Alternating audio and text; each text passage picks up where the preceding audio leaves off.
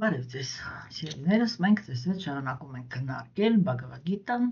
եւ այս պահին ուսումնասիրում ենք 4-րդ գլխի արդեն ավարտական տեքստերը։ Ես կարդամ տեքստը եւ մենք շարունակենք մեր քննարկումները։ Ուրեմն Բհագավադ Գիտա գլուխ 4, տեքստ 41-րդ։ Ով հարստություն զավթող, նա, ով կապվել է գերագույնի հետ, խուսափելով սեփական ջանքերի պտուղների նկատմամբ կապվածությունից, ում կասկածները փարատվել են գիտելիքի միջոցով, նա իրապես հասկացել է իր իրական եսը եւ ենթակա չէ ճակատագրի օրենքներին։ Իրականում այս տեքստը ինքը նախապատրաստում է հաջորդ գլխի թեմաները։ Ինչպես մենք տեսանք, երկրորդ գլխում Տեր Քրիստոն ինքը բացատրեց, որ արիացին պետք է պատասխանատվություն վերցնի իր կյանքի համար համաձայն իր բնության եւ համբերատար կատարի այդ պատասխանատվությունը, այսինքն պարտականությունները, եւ բավարարվելով դրանով, ինչ գալիս է, ինչպես ինքը ասեց, ինչ գալիս է ինքնըստինքյան։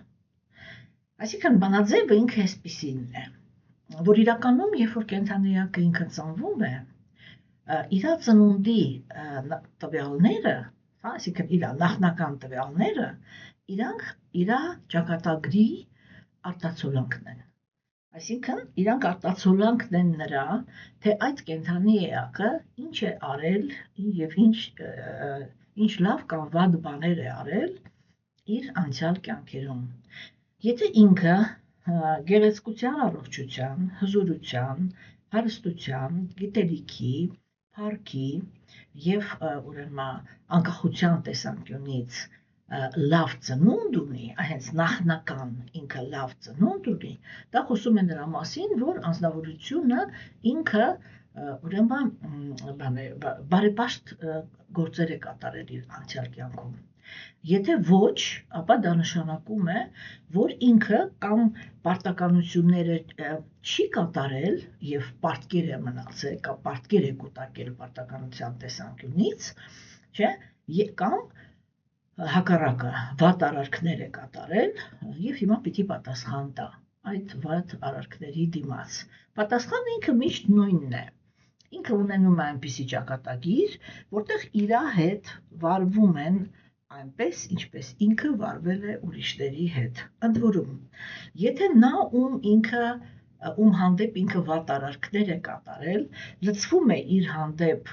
ողակալության տրամադրությամբ, ապա անձնավորությունը այս կյանքում հանդիպում է հենց այդ մարդուն։ Իսկ եթե ինքը մարդը ում ինքը նեղացրել էր, ինչպես ասում են, այսպես գնացել է ու մոռացել, ապա միևնույնն է, այդ անձնավորության հետ ինքը այլևս կարող է եւ չհանդիպել, բայց մի ուրիշ անձնավորություն կգա իր կյանք եւ կանի իր հետ այն, ինչ ինքը արել էր ուրիշների հետ։ Չէ՞, հիմա ծերներս։ Ուրեմն այս տեսանկյունից Տեր Քրիստոն ինքը բացատրեց, որ նախնական տվյալները, իսկ կենդանիակի բնությունը ինքը նույնպես նախնական տվյալ է։ Հասկանում եք։ Եվ ուրեմն համաձայն իր բնության, այսինքն որն է բնությունը, դա ոչ թե բնավորությունն է, այլ բնությունը։ Օրինակ, բնությունով ինչ որ մի կենդանիան շուն է, ինչ որ մի կենդանիան էակ ворթ է, ինչ որ մի կենդանի էակ մարդ է։ Ուրեմն, բայց մենք տեսնում ենք, որ ամեն մի այդ բնությանը ինչ որ մի, եթե կարելի ասել, հոգեբանություն է բանանում, ասեք, հոգեբանություն է արտահայտվում եւ եթե ինչպիսի մարմնում ես դու գտնվում, այդ մարմինը ինքը ունի իր բնությունը եւ դա նշանակում է, որ դու հենց այդ բնությանն ես արժանացել, այսինքն այդ տվյալներին ես արժանացել։ Հասկանում եք, չէ՞։ Եվ Գերագույն Աստվածնավորությունը ինքը առաջ քաշեց այդ գաղափարը, որ եթե կենդանիակը ինքը բարեպաշտություն ունի, ապա դա միշտ ավարտվում է դրանով, որ ինքը երջանկություն է ստանում իր կյանքում,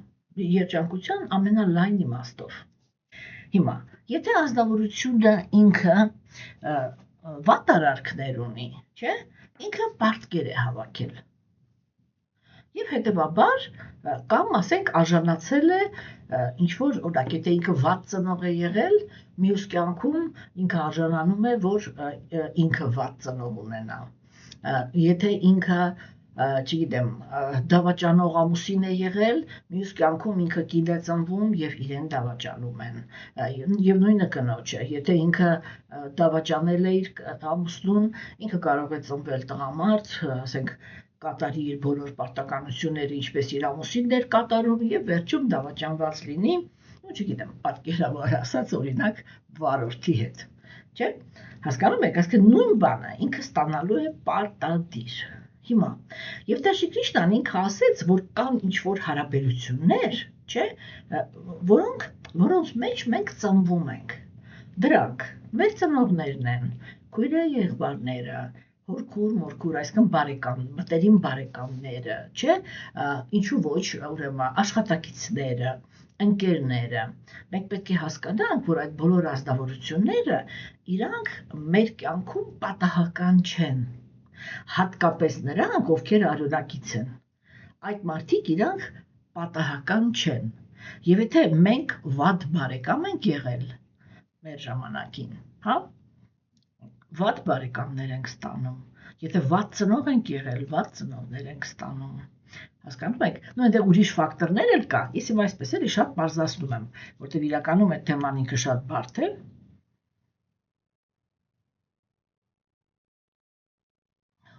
եւ ուրեմն, բայց նրանք, ովքեր որ մեզ տրված են ի ծնե,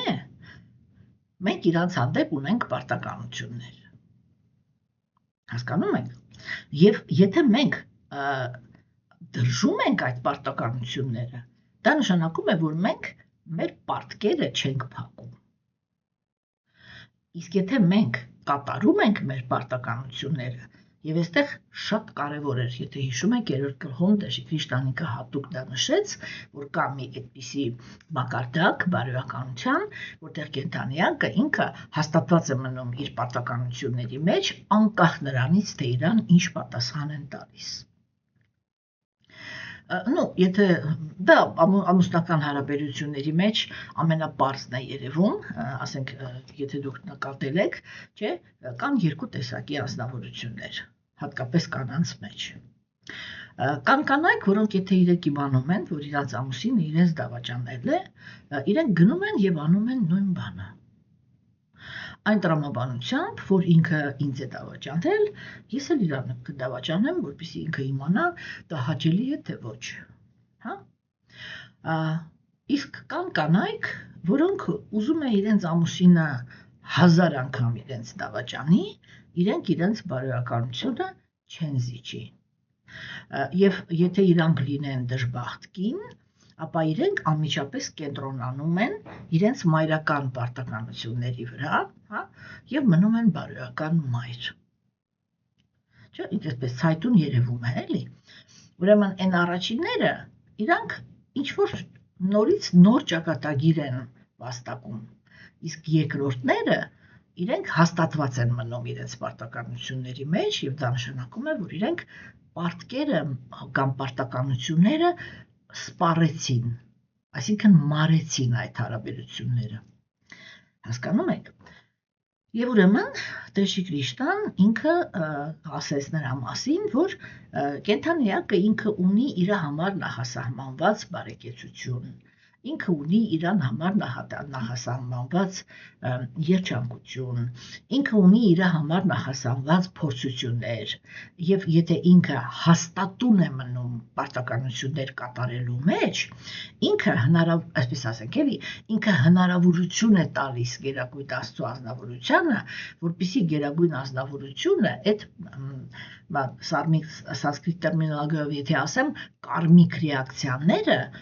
բոլոր կարմիկ ռեակցիաները իրականացնի։ Եթե կենդանիակը ինքը խուսափում է իր պարտականությունները կատարելուց, չէ, ինքը ոչ թե միայն իր ճակատագիրն է խափանում, այլև ուրիշ կենդանիակների, որոնց հետ ինքը ճակատագրով կապված էր։ Եվ դա հետագայում այսպես էլի, ուրեմն իրեն միևնույն է նորից պարտադրում են այդ պարտականությունների պարտքը փակել եւ ավելանում է այն, այսպես ասած, մեղքերը, որոնք ինքը գործել է արդեն այս կյանքում։ Հասկանում եք, չէ՞, մենք դրա մասին շատ ենք խոսացել։ Հիմա եւ դրա համար Գերագույն Աստվածությունը ինքը ասեց, որ որպեսզի կենդանիակը ինքը համոզված լինի, որ ճիշտ է ապրում, ինքը պետք է հաստատված մնա իր պարտականությունների մեջ եւ բավարարվի նրանով, ինչը որ գալիս է իրան, հա, իր պարտականությունները կատարելու դիմաց։ Հա, հիմա ինքը հայտարարեց, որ դա է ճակատագրի նկատմամբ ճիշտ վերաբերմունքը։ Չէ, ինչպես մենք ասեցինք, որ եւ դա ոչ միայն այն գործոնն է, որի շնորհիվ ուրեմն իրականացվում են ճակատագրի ռեակցիաները, չէ, օրինակ ասենք, տեսեք, ենթադրենք, եթե ինչ-որ մեկը ծնվել է, օրինակ, իմ ծնողը, չէ, դա նշանակում է, որ ես վաստակել եմ այդպիսի անձնավորություն իմ այդ ոտքի կանգնելու ընթացքում, ստանավլենիա, էլի, երբ որ ես պիտի հասունանամ, դառնամ հասուն մարդ եւ կարողանամ ինքսից համար պատասխանատվություն կրեմ, չէ՞։ Հիմա, այսինքն ինձ այդպիսի ծնող է տրված։ Նա լավն է, վատն է, ինչ է, այդպիսի ծնող է տրված։ Հիմա, եթե ծնողը ինքը մեզ կերակրում է, անկախ մեր բնավորությունից, մեր բնությունից, մեծացնում է, չգիտեմ, կրթության է տալիս եւ այլն, չէ՞, դա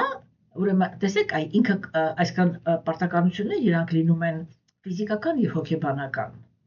Եվ շատ դեպքերում մարդիկ իրենք կարողանում են իրանց ֆիզիկական պարտականությունները լավ թե վատ կատարել, համենայն դեպս ինչքան կարող են այդքան էլ կատարել, չէ՞։ Բայց հոգեբանական պարտականությունների մեջ կարող են ահավոր դաժան լինեն եւ ուղղակի կործանեն իրենց երեխաների ճակատագիրը շատ վատ ազդեցություն ունենալով նրանց հոգեբանության վրա, չէ՞։ Ուրեմն այդ ամեն ինչը հիմա, բայց դա նշանակություն չունի։ Եթե ազնվորությունը ինքը ֆիզիկապես այն ժամանակ, երբ որ ես ի վիճակի չէի ապահովեի իմ գոյությունը, ինքը հոգ է տարել իմ մասին, չէ՞։ Հիմա տեսեք, երբ որ ինքը մեծանում է, ես ունեմ պարտք։ Ես ունեմ պարտք, որը ես պետք է վերադարձնեմ։ Մեր ժամանակներում այդ ամեն ինչը մի քիչ խառնվել է, եւ ծնողները իրանք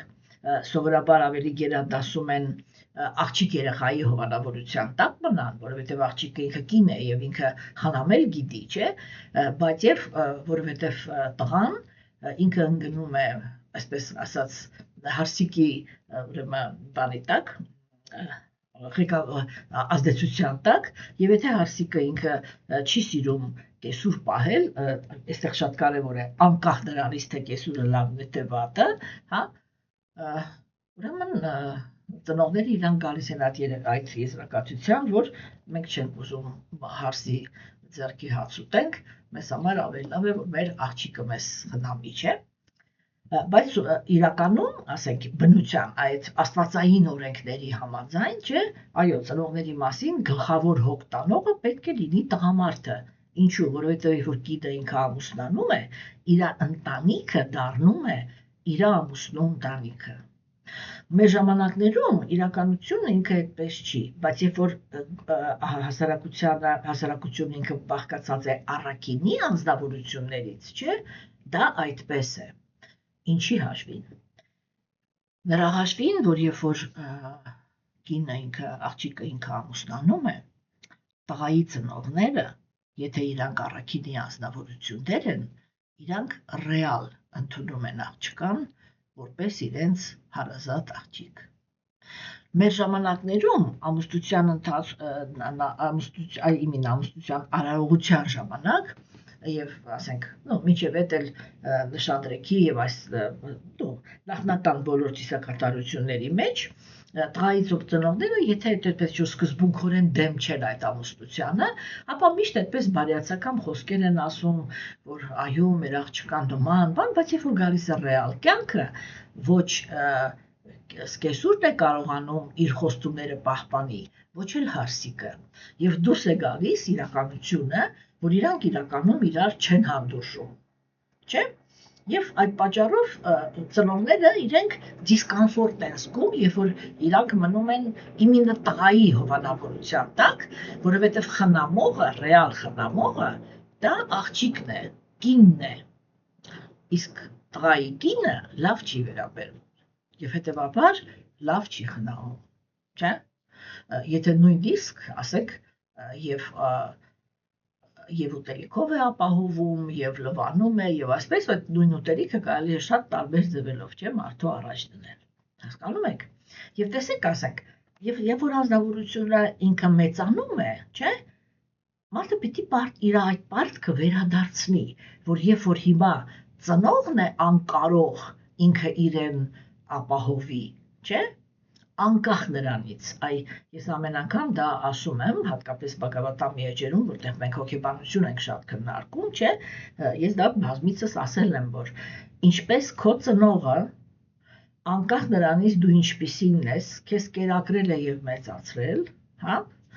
այդպես էլ երբ որ ինքը մեծանում է, անկախ նրանից թե ինքը ինչպիսին է, դու կարող ես իր հետ ընդհանրապես չխոսալ։ Ծնողն էլ է, կարող է նեղացած լինել իր երեխայից, կարող է չսիրել իր երեխային նույնիսկ, բայց միևնույն դեպ պահում է։ Տանջվելով, տառապելով, բայց պահում է, չէ՞։ Ուրեմն այդ նույն բանը պիտի իրան հատուցվի։ Եվ երբ որ դու խուսափում ես այդ երևույթից, չէ՞, դու խուսափում ես այդ պարտականությունից, դու քո պարտքը չես պահել։ Հասկանում եք։ Մյուս կյանքում ինչ է լինելու։ Դու ունենալու ես զավակ, որ երբ որ դու մեծացար, քեզ չեն պահելու, որ դու իմանաս ինչքան դա դժվար էր։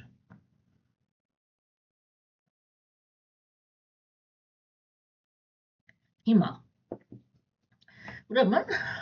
այս պարտականությունների դաշտի մասին, ինչպես տեսավ, Տեր Քրիստոսն ինքը խոսած ամբողջ 3-րդ գլուխը եւ դրա համար էլ 3-րդ գլուխը ինքը կոչվում էր կարմա յոգա, այսինքն գործունեությունը Աստծո կամքի հետ կապելու արվեստը։ Չէ՞, հիմա, ուրեմն, երբ որ ազնվորությունը ինքը պարտականություններ կատարող է դառնում, պարտականությունները կատարվում են, ինչպես հիշում եք, 2 տեսակի։ Առաջի տեսակի պարտականությունները դա այն պարտականություններն են, որ կենդանիակը ինքը պարտականությունները կատարում է, բայց դիմացը բան է սպասում, պատասխան է սպասում։ Եթե ինքը իր կատարած պարտականությունների դիմաց համապատասխան չի ստանում, ինքը կարող է հիասթափվել բարոյականության դաշտից եւ հրաժարվել պարտականություններ կատարելուց, այսինքն ինքը շատ կախված է պատասխանից։ Եվ կան հասուն հոգևոր մարդիկ, ինչպես ինքը Տեր Քրիստոսն ասեց, որոնք իրենք արդեն իզորու են պարտականությունները կատարել ոչ թե կենդանիակներից պատասխան սպասելով, այլ բարոյականության օրենքները պահպանեն առաջին հերթին, որովհետև իրենց բարոյականությունը հենց իրենց է հետաքրքիր եւ իրենք այդ իրենց մաքրությունը ոչ մեկի չեն զիջի, միայն կանանց մասին չի խոսքը եւ միայն սեռական բարոյականության մասին չի խոսքը։ Հասկանում եք, չէ՞։ Եվ ասենք իրենք իրանցով շահագրգռված են իրենց առաքինության մեջ, անկախ նրանից, թե ուրիշ կենդանիակները իրենց ինչպես են գնահատում, եւ ուրեմն շահագրգռված են նրանով, որ այնպես պահպանեն Աստծո օրենքները, որ Գերագույն Աստծո անձնավորությունը իրենցից գոհ մնա։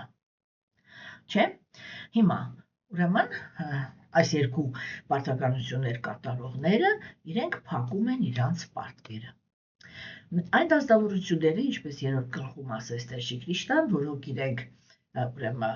պարտականություններ կամ բարոյականության դաշտում են, այսինքն բարոյականություն դա նշանակում է, որ իրենք իրենց ցանկացած ցանկություն բավարարում են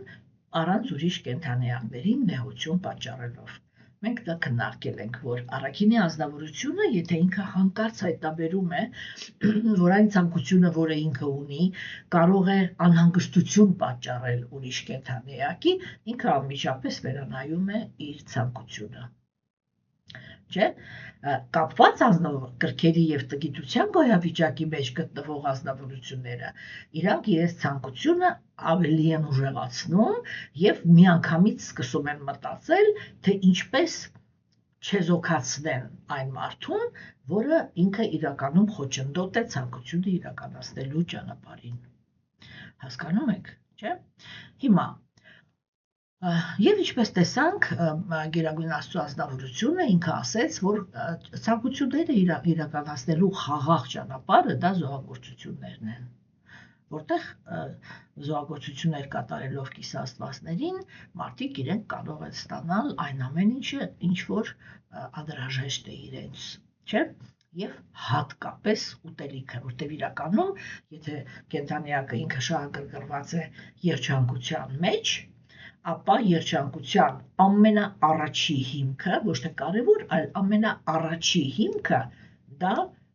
ուրեմն բանն է, կերակուրի շռայլությունը, այսինքն որ հասարակության մեջ ուղղակի չկան սոված մարդիկ։ Հասկանում եք։ Եվ հացահատկեղենը, եւ պտուղները,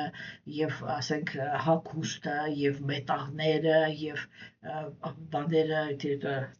ուկրաշենիա, զարդերը, հա, այդ ամեն ինչը արիացիները իրենք ստանում էին կիսաստվածների զոհագործություններ կատարելով, ինչպես մենք տեսանք, չէ՞։ Եվ երբ մարդը ինքը այն ամեն ինչը, ինչ որ ձեռք է բերում, օգտագործում է բանը օգտագործում է, հա, ինքը այդ ընթացքում, ինչպես տեսիք, ճիշտ բացատրեց, ոչ մի մեղք չի կուտակում, որովհետև դա նման է, որ ազնվորությունը ինքը գնաց աշխատեց, այդ զոհագործություն կատարեց, հա, գնաց աշխատեց, իրեն աշխատավարձ տվեցին, եւ դրանից հետո ինքը իր աշխատավարձը ինչպես ուզում է, այդպես ծախսում է։ Հիմա Արգջունան ինքը ապրում էր այդպիսի հասարակության մեջ, որտեղ ազնվորությունները իրանք խիստ կենտրոնացած էին պարտականությունների դաշտում, բայց իրանց պարտականություններ կատարելու ձևը երջանկություն բերող էր։ Հասկանում եք։ Եվ ուրեմն մենք տեսնում ենք, որ Աստվածամերժության դարաշրջանը, երբ որ սկսվում է, դա էլ ենք քննարկել, զոհագործությունները իրենք այլևս չեն աշխատում եւ մարդը ինքը իրականում այլևս չի դիմում այն մեթոդներին, որը առաջարկում է Աստված, որպեսզի հասարակությունը ինքը բաղկացած լինի երջանիկ ազնվորություններով։ Այս ամեն ինչը քննարկելով Արգջունայի հետ, Արգջունան ինքը հարց տվեց, ինչպես ես ամեն անգամ ասում եմ, ուրեմն հարց տվեց Տեր Քրիստոսին, շատ կարևոր հարց, ինքը խոսաց նրա մասին, որ պարտականություններ կատարողների շրջանում ինքը մեկ-մեկ տեսնում է այդպիսի իրականություն, որ պարտականություն կատարողը ինքը ինչ-որ մի արատավոր, այսինքն ինչ-որ մի տրփալից ցանկություն է իր մեջ առաջանում, հա, տրփալից նշանակում է ցանկություն, որը հնարավոր չի ղեկավարել, եւ ինչպես ինքը ասեց, այդ ցանկությունը իրեն քշում տանում է, թվում է թե ինչ-որ մի ուժ է իր վրա ազդում։ Եվ այստեղ էր, որ Գերագույն Աստծո ազնվորությունը ինքը ասեց, այդ որ դու ասում ես ուժ է ազդում, թվում է թե ինչ որ դրսից ինչ որ մի բանի ես մեղադրում, կարող է ինձ ես մեղադրում, հա։ Ուրեմն այս իմ պատասխանը սա է, որ քո եւ բոլոր նյութական աշխարհում ապրող բոլոր կենդանիակների, տառապանքների հիմքը դա այն է, որ դուք բոլորը թեված եք էգոիզմի վրա։ Էգոիզմի վրա հիմնված դուք ինքներդ ձեզ եք տառապանք պատճառում, էգոիզմի հիմքի վրա հիմնված ուրիշ կենդանի էակներն են ձեզ տառապանք պատճառում։ Եվ սա շարունակվում է պրակտիկորեն անսահման, հա։ Հիմա եւ մենք խոսեցինք այն ժամանակ նրա մասին, որ Արգջունան ինքը կիսաստվածների արքա կամ դրախտային մոլորակների արքա Ինդրայի որդին է։ Եվ երբ Տեր Քրիշտան ինքը խոսում էր կիսաստվածների երկրպագության մասին, Արգյունայի համար դա ոչ թե ինչ-որ տեսական խոսակցություն էր, հա, այլ այդ կիսաստվածների արքան իր հայրն էր, հասկանում եք, հա, այսինքն այդպես չէր էլի, որ ինքը հորինված աստված չէր, ինքը ռեալ աստված էր եւ ինքը Արգյունայի հայրն էր։ Եվ երբ որ Տեր Քրիշտան ինքը խոսում էր այդ թեմայով, չէ, Արգյունայի համար դա բաներ ինչ-որ տեսական խոսակցություն չէր, այլ իրա, ոնց ասեմ, իրա կյանքն էր, որտեվ այդ ազնվորությունը ռեալ իրա հայրն էր, չէ, եւ դա պետք է հասկացվի, որ արիական հասարակությունը ինքը չի հորինել աստվածների, հասկանում եք, իրանք ոչ թե բնությունից վախի հիմքի վրա ինչ-որ աստվածներ են հորինել եւ երկրպագել են, այլ այդ անձնավորությունների հետ շփվել են։ Հասկանում եք։ Եվ միաժամանակ մենք այն ժամանակ խոսեցինք, որ մարդիկ կան, որոնք հիմա փորձում են, Հայաստանում էլ կա այդ փորձը վերադարձնել Հայաստանը հեթանոսության դարաշրջան, բայց հեթանոսության բոլոր ջատագովները իրանցից ոչ մեկ չի կարողանում անել այնպիսի զոհագործություն, որ կիսաստվածներից որևիցե մեկը գա ներկայանա հասարակությանը այնպես, որ նրան տեսնեն նույնիսկ սովորական մարդիկ։ Հասկանում եք, տեսեք օրինակ արիական քաղաքակրթությունը ինքը այդպես է նկարագրում, որ այսինքն ամբողջ ժողովրդի աչքի առաջ կիսաստվածները իրանք եկան, ընդունեցին հյուրասիրությունը, լսեցին մարդկանց խնդրանքը եւ կամ ընդունեցին այդ խնդրանքը եւ խոսք տվեցին, որ կկատարվի իրենց ցանկությունը կամ ոչ, մենք այդպիսի դեպքեր ենք բագավատամով քննարկելու, չէ՞։ Հիմա ուրեմն եւ այս ամբողջ խոսակցությունից հետո Տեր Քրիշտան ինքը խոսեց նրա մասին, որ ուրեմն բան է, ասեք, որ գիտելիքն է, որ կենթանեակին ինքը հանում է այդ էգոիզմից, այսինքն շղթան էսպիսին է, բոլոր կենթանեակը ինքը ուզում է երջանիկ լինել, ման է գալիս, թե որն է պատճառը, որ կա տառապանք, հա, եւ գերագույն աստվածավորությունը ասում է ման արիր քո էգոիզմի մեջ եւ քո դիմացիների էգոիզմի մեջ, պատճառը ինքը էգոիստական ագահ ցանկություններն են, ուրիշ ոչ մի բան, չէ՞։ Եվ հիմա հարց է առաջանում, իսկ ինչպես, որտեվ եթե կենթանեակը ինքը դարեր շարունակ, կյանքեր շարունակ ենթարկվում է այդ երևույթին, դա նշանակում է, որ դա շատ հզոր էգոիզմը, դա կենթանեակի համար շատ հզոր գործոն է, որը ինքը իրականում ոնց որ թե իր ընտրությունն է, բայց երբ որ տեղը գալիս է, ինքը չի կարողանում հաղթահարի։ Եվ Տեր Քրիշտան ինքը ուզում է ասել, որ ոչ թե դու չես կարողանում, այլ իրականում չես ուզում, որովհետև երբ որ դու գոնե մի տոկոսով ուզում ես հաղթահարես քո էգոիզմը, քո մոտ գալիս է տրանսցենդենտալ գիտելիքը։ Այսինքն ես եմ գալիս քո մոտ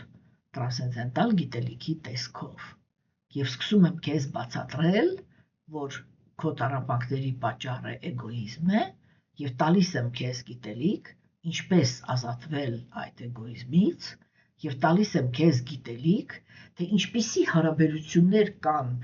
իմ եւ ուրիշ կենթանեակների միջև, երբ որ չկա էգոիզմը։ Եվ այո, երբ որ դու ընտրեցիր էգոիզմը, առաջի անձնավորությունը, որին դու կորցրեցիր, դա ես էի։ Ու հիմա վերջում քեզ հարց ունեմ տալու։ Քո դուրը եկավ առանց ինձ ապրելու։ Հասկանում եք, չէ՞։ Հիմա մենք տեսանք, Տեր Քրիշտան ինքը բավականին երկար խոսեց գիտելիքի ազդեցության մասին, չէ՞։ Եվ հիմա ինքը երկու տեքստով խոսեց նրա մասին, որ կա ինչ-որ հոգեվիճակ, որտեղ կենթանեակը ինքը գիտելիքի հիմքի վրա ունենում է պրոգրես, այսինքն հոգևոր առաջընթաց։ Իսկ կա ինչ-որ process, որտեղ կենթանիակը ինքը հակառակը դեգրադացվում է, այսինքն հետ է գնում։ Հա? Եվ հիմա ինքը ինչ ասեց, որ երբեք չեն հետընթաց ունենում, այսինքն դեգրադացիա ունենում նրանք, ում առաքինությունը պաշտպանված է հոգևոր գիտելիքով։ Հա? Եվ իհարկե այստեղ հարց է առաջանում, թե այդ ինչ գիտելիք է։ Հասկանում եք, չէ՞։ Այսինքն հոգևոր գիտելիքը դա այն գործոնն է, որը ինքը մարդուն յուրահատուկ տեսողություն է տալիս։ Յուրահատուկ այս աշխարհը գնահատելու հիմք է տալիս, չէ՞։ Օրինակ, մենք դա ժամանակին քննարկել ենք, չէ՞, որ ամենաառաջի գաղափարը, ուրեմն, որը փոխում է կենթանիակի ամբողջ հոգեբանությունը, իրական առաջին երկու ճշմարտությունները, դա նա է, որ բոլոր կենթանիակները գերագույն Աստծո անձնավորության անբաժանելի մասնիկներն են, եւ դա նշանակում է, որ իրենք որակապես նման են Աստծուն, քանակապես տարբեր, սա շատ կարևոր գործոն էր, չէ՞, եւ երկրորդ ֆունդամենտալ գաղափարը դա նա էր, որ կենթանիակներ իրենք պատկանում են Աստծուն, չէ՞։ Հիմա, այդ որ կենթանիակը ինքը գիտելիքի միջոցով հասկանում է, որ բոլոր կենթանիակները գերագույն Աստծո անձնավորության անբաժանելի մասնիկներն են, չէ՞, այդ ճշմարտությունը ինքը վերականգնում է կենթանիակների հավասարությունը։ Հոգեբանության տեսանկյունից էգոիստները ինչ են փորձում անել։ Իրենք փորձում են ունենալ առաջնություն։ Եվ այդ առաջնություն, ինչու համար է իրաց պետք է առաջնությունը, որտեղ ով առաջնություն ունի, նա ունի առավելություն։ Հա, իսկ ով առավելություն ունի, նա կարողանում է առավելագույնս վայելել այս աշխարհը, չէ՞։ Այսինքն դա է դրդապատճառը, չէ՞։ Հիմա, այև որ կենթանիակները իրանք հասկանում են, որ բոլոր կենթանիակները իրանք գերագույն Աստծո անձնավորության մասնիկներն են, այդտեղ վերանում է բոլոր տեսակի գոռոզությունները։ Ազգային գոռոզությունը, պետական գոռոզությունը, չէ՞ որ տեսեք մարդիկ կան, որ անկախ իրենց ազգային պատկանելիության, իրենք ասենք, այսպես, հզոր երկրների քաղաքացիներ են, չէ՞։ Եվ ասենք օրինակի համար նույն հայը, եթե որ ինքը Հայաստանի քաղաքացի է, ինքը ընկճված է, որովհետև ինքը ինչ-որ մի հատ չնչին, փոքրիկ, չգիտեմ ինչ պատմությունների մեջ ընկած երկրի քաղաքացի է, չէ՞։ Բայց եթե ինքը օրինակ ասենք Ռուսաստանի, Չինաստանի, Միացյալ Նահանգների նման հզոր եւ այսպես էլի կշիռ ունեցող պետության քաղաքացի է, ապա այդ նույն հայը ինքը լինելով Միացյալ Նահանգների քաղաքացի, ինքը իր պետությունով հպարտ է։ Չէ՞։ Մի դեպքում նույն մարդը ինքը ընկճված է, մյուս դեպքում հպարտ է։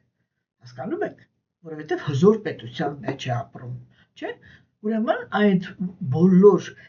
անհավասարության բաները, կաստովի անհավասարությունը, ռասայական անհավասարությունը, որ սպիտակ մարմինը ինչ-որ առավելություն է, հասկանում եք, իսկ իրականում, եթե այսպես լուրջ եք նայում, սպիտակները իրանք ուղղակի ինչ-որ բոլորի, մնացած բոլորի համեմատ դուրս եկան ամենաագրեսիվները, որտեղ իրանք, չէ,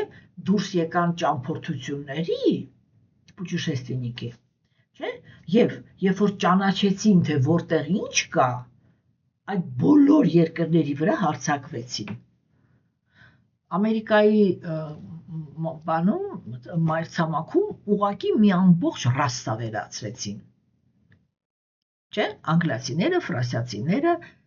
իսպանացիները եւ պորտուգալացիները։ Մի ամբողջ ռասա պրոստո վերացրեցին, թողեցին երկու հատ, չգիտեմ ինչ, ոնց որ թուրքերը մեզ։ Հասկանում եք, չէ՞։ Եվ ասենք, դա առավելություն չի, բայց միևնույն է, ռասայական առավելության գաղափարը մինչև հիմա էլ կա։ Հասկանում եք։ Եվ ուրեմն այդ իմաստով, չէ, Երբ որ կենդանիակը ինքը հասկանում է, որ գերագույն Աստծո անձնավորություն բաները, բոլոր կենդանիակները իրանք գերագույն Աստծո անձնավորության անբաժանելի մասնիկներն են, իր մոտ վերանում է այդ գոռոզությունը եւ ինքը հաստատվում է հավասարության գաղափարի մեջ։ Երկրորդ ճշմարտությունը, որ բոլոր կենդանիակները իրանք պատկանում են գերագույն Աստծո անձնավորությանը, չէ, ինքը ոչնչացնում է կենդանիակի մեջ այդ եսակենտրոն վայելելու ձգտումը, հակումը, հասկանում եք ինչու, որովհետև կենդանիակը, երբ որ ինքը հասկանում է, որ գերագույն Աստծո անձնավորությունը ինքը կենդանիակները պատկանում են գերագույն Աստծո անձնավորությանը, չէ, այդտեղ ինչ է ստացվում, որ կենդանիակը այն ճակատագիրը, որ ինքը ունի, այդ ճակատագիրը իրան տվել է գերագույն Աստծո անձնավորությունը, գերագույն Աստծո անձնավորությունը ինքը այդ կենդանիակի ճակատագրի իրականացման ընթացքում բոլոր փուլերում, այն որ ասում են Տեր կանգնած է եւ լավ եւ վատ, մեր համար եւ լավ եւ վատ իմաստով, չէ, այսինքն ինքը խիստ հետևում է, որպեսզի եւ վատ ճակատագիրը իրականանա եւ լավ ճակատագիրը իրականանա, չէ, օրինակ տեսեք, երբ որ մենք համարում ենք, որ բան ենք, կենդանիակի Տերը մենք կարող ենք լինել, չէ, այսինքն մենք համարում ենք այսպես, ես ազատ եմ, իսկ նա ով ինձանից կախված է, ես նրա Տերն եմ, թեկուզ ամենալավ իմաստով, օրինակ ես չգիտեմ, հոգեկան հիվանդության առաստիճան հոգատար ծնող եմ, չէ, եւ չեմ թողնի, որ իմ երեխային մի հատ մազը այստեղից այնտեղ շարժվի, չէ, եւ մենք կարող ենք տեսնել, որ հատկապես ժամանակակից աշխարհում, երբ որ մեր երեխաներին փոքր տարիքից մեր ազդեցության տակից հանում են եւ ինքը 5 տարեկանից արդեն կրում է արտաքին աշխարհի ազդեցությունը, մանկապարտեզ, հետո դպրոց, հետո բան բարձրագույն կրթության ուրեմն բաները, հաստատությունները, չէ, եւ այնտեղ ինքը բացարձակապես ինչ որ այնպիսի մի իրականության մեջ է հայտնվում, չէ, որ շատ հաճախ, օրինակ շատ հաճախ, ես այստեղ կարող եմ նույնիսկ իմ երեխայի օրինակը բերել, չէ, ես այդ իմաստով իմ երեխային եւ շատ շնորհակալ եմ եւ շատ մեղավոր եմ ինձ զգում եւ որ իմ աղջիկը ինքը որոշում կայացրեց, որ ուզում է ոչ թե միայն իմ աղջիկը լինի, այլ նաև իմ աշակերտուհին, ես բոլորի ներկայությամբ իմ երեխայից ներողություն եմ խնդրել, որ ինքը ստիպված է եղել փորձությունների մեջով անցնել ոչ իր ընտրությունների պատճառով։ Այսինքն մենք ունեցել ենք ինչ-որ մի ընտրություն, այդ ընտրության հետևանքով մեզ ինչ-որ կերպ պիտակավորել են եւ իրան 5 տարեկանից, դե ինքը մանկապարտեզ չի գնացել իրականում, ես իրան քոլեջ էի տանում բերում, բայց ասենք դպրոցական տարիքից սկսված կամ բակում իրան միշտ այդպես էլի թարս են նայել, միշտ փորձել են նեղացնեն, նսեմացնեն, ինչու համար եմ սա ասում, որ գիտեք, ես դրա մասին իմացել եմ, երբ որ ինքը արդեն 20 տարեկան էր։ Այսինքն այդպիսի փորձության մեջով անցնելով, որտեղ բոլորը իրան մեղադրում էին, որ ինքը աղանդավորի երեխա է, չգիտեմ, հետը չէին խոսում, ծնողները արգելում էին իր այդ շփվել, եսիմինչ, ես այդ ամեն ինչից անտեղյակ եմ եղել, որովհետև իմ երեխան ինքը իրան թույլ չի տվել ոչ մի անգամ ինձ բողոքի։ Եվ ես միշտ վստահ եմ եղել, որ ամեն ինչը նորմալ է։ Հասկանում եք, չէ՞։ Հիմա տեսեք, ասենք, ինքը թաքուն է պահել։ Սա ինչ է նշանակում, չէ՞, որ երեխան ինքը ծնողից ղեկավարությունից դուրս ինչ-որ մի կյանք ունի։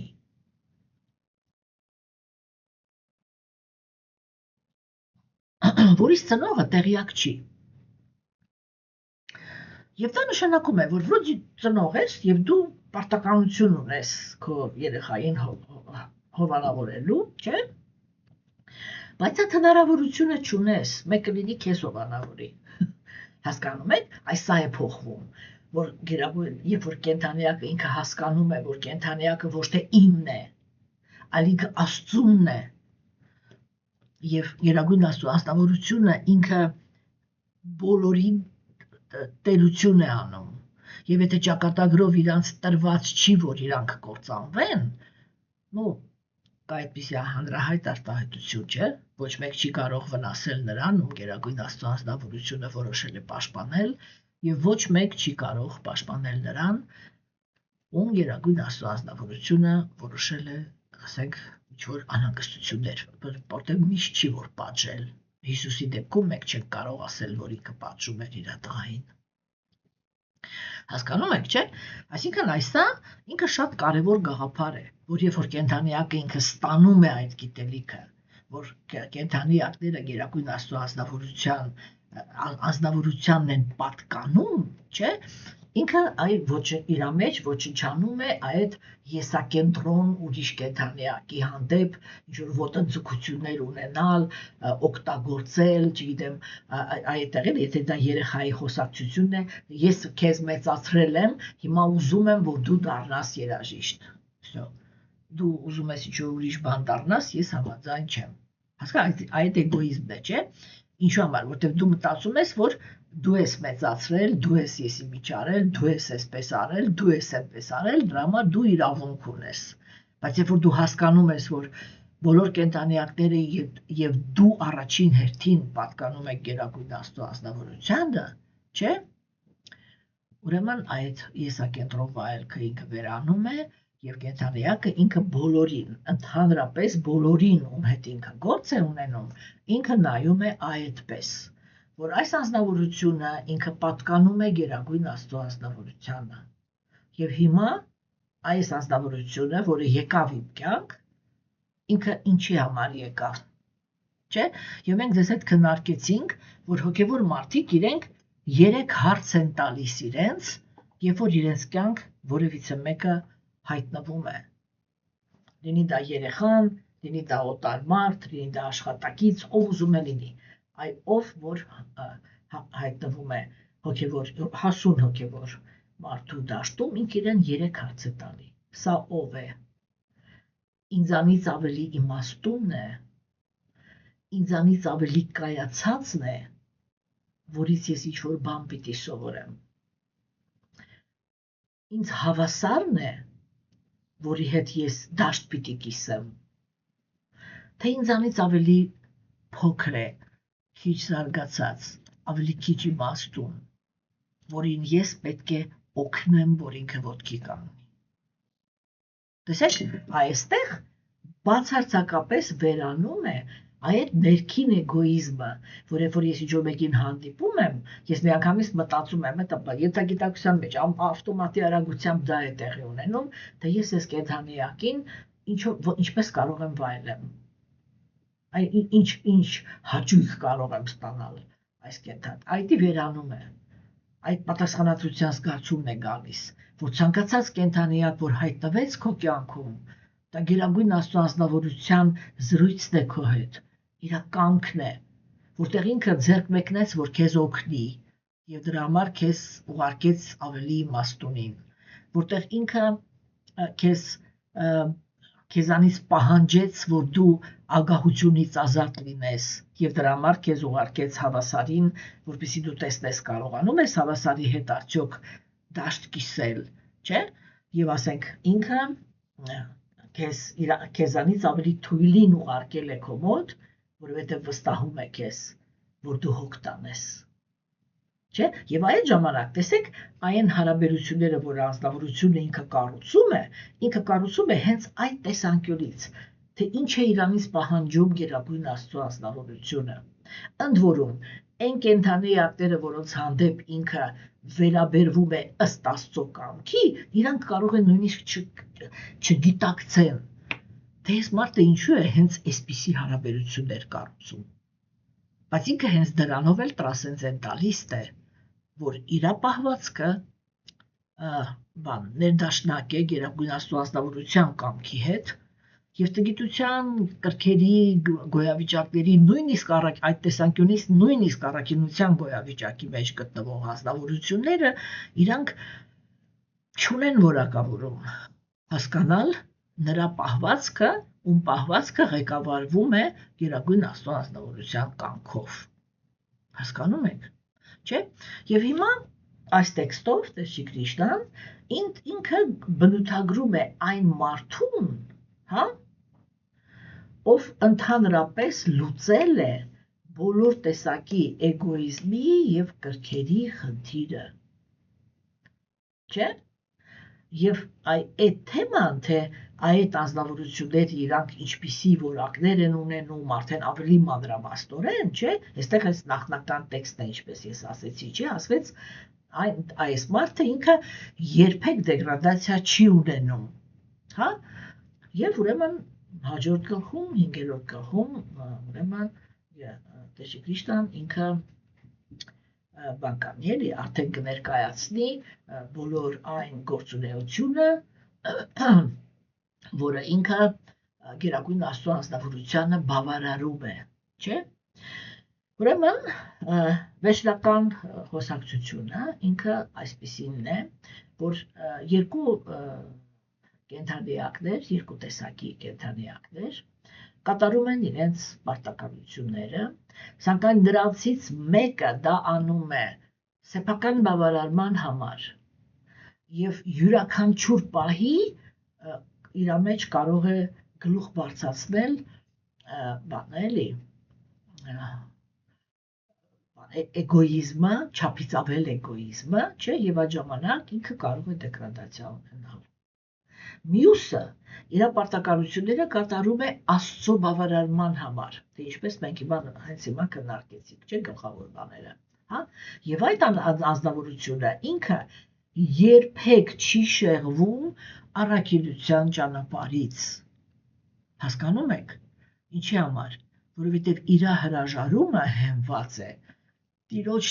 նկատմամբ սիրո վրա եւ իր համար ամենակարևորը դա նա է, որ ինքը զգա, որ իր անցած ճանապարհը, իր առաքինությունը, իր բոլոր ձեռքբերումները գնահատում է Գերայթու Գերագույն Աստծո անձնավորությունը, չէ՞։ Եվ այդպիսի պարտականությունների կատարումը ինքը սովորաբար հենված է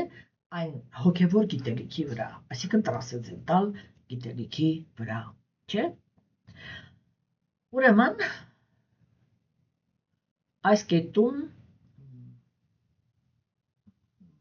Աստծո նկատմամբ թշնամակ ունեցող մարդիկ ուրեմն այսպես են անում էլի, որ բավականին այսպես չարամիտ հարց են բարձրացնում, որն է այդ հարցը։ Իրանք ասում են, որ ստացվում է, որ Աստված ինքը ունի հետևորդների կարիք։ Եվ մարդը ինքը կարող է բան անել, կենդանիակը ինքը կարող է երջանիկ լինել միայն եւ միայն այն պարագայում, եթե ծառայում է Աստծուն։ Եթե ինքը Աստծո ծառան չի եւ այդ ծառա բառի մեջ իրանք միշտ ինչ-որ մի հատ նենք իմաստ են մտցնում, չէ՞։ Եթե ինքը Աստծո ծառան չի, ուրեմն ստացվում է, որ Աստված նրան չի աջակցում, այսինքն ոչ իր երջանկության համար է պատասխանատու, ոչ իրանման, բայց եթե կենդանիակը ինքը ծառայում է Աստծուն, այսինքն Աստված ինքը նույնպես կողմնակալ է, չէ՞։ Ուրեմն մենք ձեզ հետ խոսացինք, քննարկեցինք այդ թեման, որ այստեղ շատ կարևոր է բառերի ճիշտ իմաստը ընկալելը, բառերին ճիշտ նշանակություն տալը։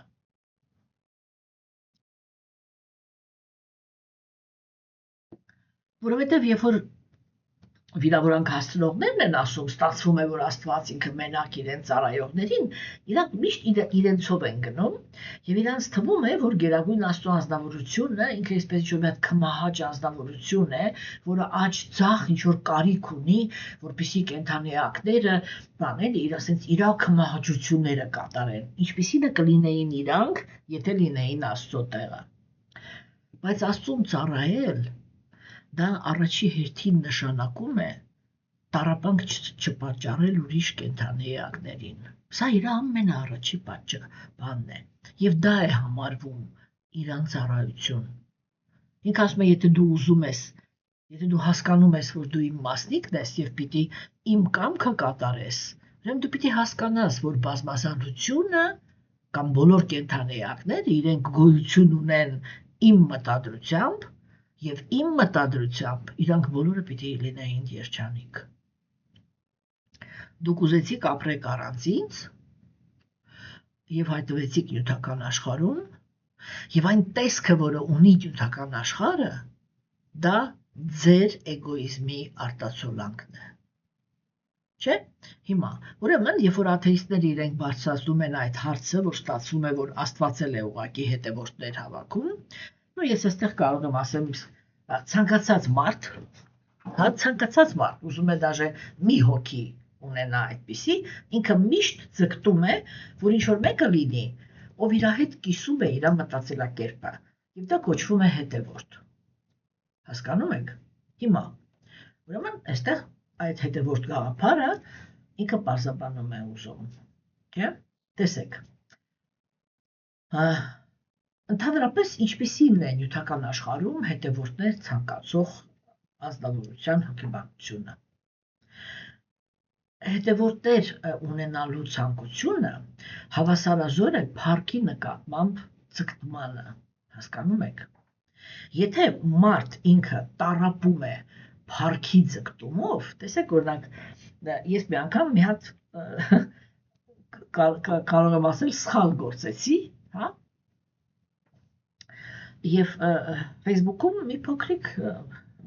նկարահանումներից մի փոքրիկ հատված, ոնց որ աշակերտներս ինձ էին գցել, ես էլ այսպես ուղղակի գցեցի Facebook, որ Facebook-յան ընկերներս իմանան, որ այսօր իմ ծննդյան օրն է եւ նրանք, ովքեր որ մշտապես լսում են Facebook-ում դասախոսությունները, հնարավորություն ունենան շնորհավորելու եւ չնեղանան, որ հետո իմանան, որ իմ ծնունդն է, ես էլ տեղյակ չեմ պահել, եւ այնտեղ այդ պահն էր, որտեղ որ աշակերտները իմ վրա վարդի ծաղիկների թերթևունքներ են գցում։ Դա մի որոշ ժամանակ անց